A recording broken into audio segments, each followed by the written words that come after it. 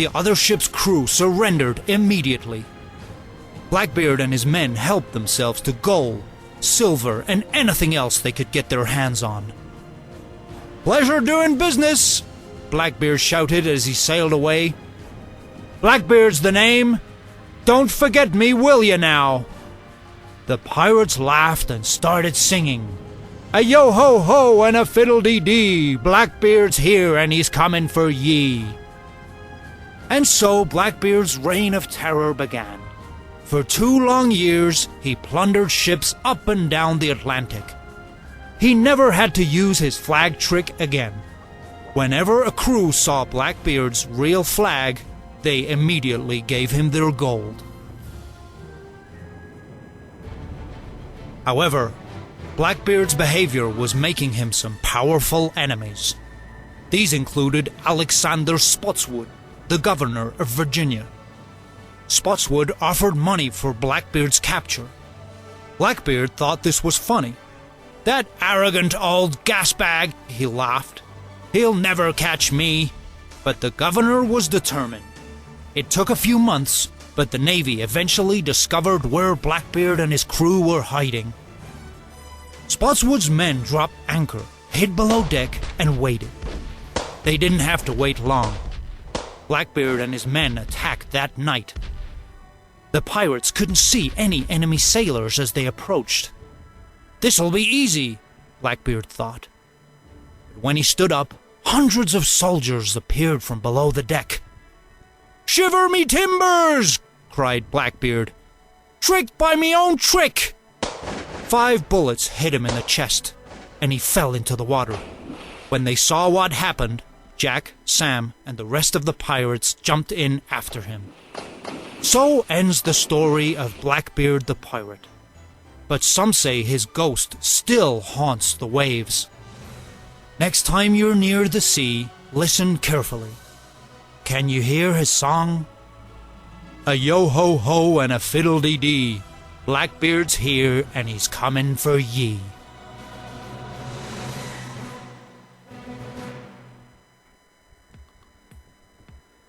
So, did you like the story? Yes, I did. I loved the story. It was very good.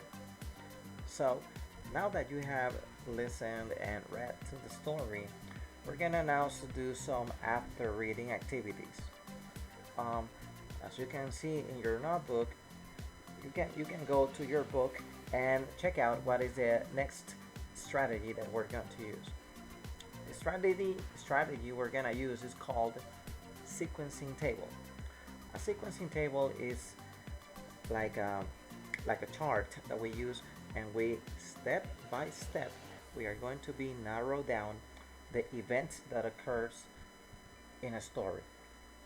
So that's basically what we're going to do in this case with Blackbeard the pirate. We're gonna indicate what happened to the pirate.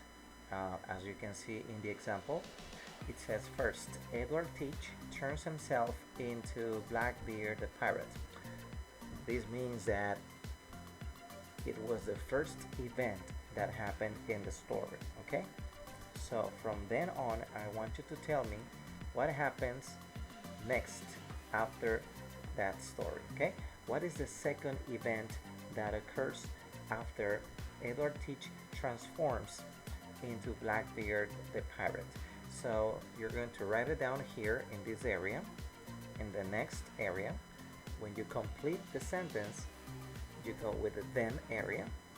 And finally, you're going to select what happened to Edward Teach last in this area. Good. So now let's move on with the after reading activities. In the next page, you're gonna see the reading comprehension part.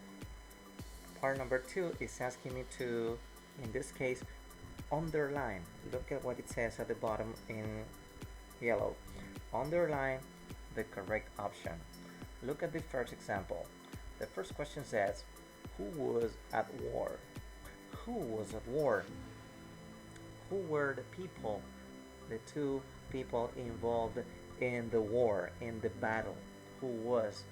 The answer is France and Spain. were at war with Britain. So these two countries were in war with this country, Britain. This means that you need to continue then with the rest of the questions. Question number 2 says, why? Why? You need to give a reason. Why did Edward Teach change the way he looked? It's important to know why he changed the way his appearance. Why did he change the way he looks? And question number 3 says, in your opinion, remember it's your personal opinion. You need to check it out. In your personal opinion, what is the most likely reason the pirates agreed to act fierce? So why do you think the pirates act and they look so fierce? Why they need to act like that? Number 4, in your opinion, which word the best describes Blackbeard? Here you have to select one word. The options are clever. Clever means very smart. Evil. Evil means very mean, a very mean person. And C, fair or just. Well, you have to decide.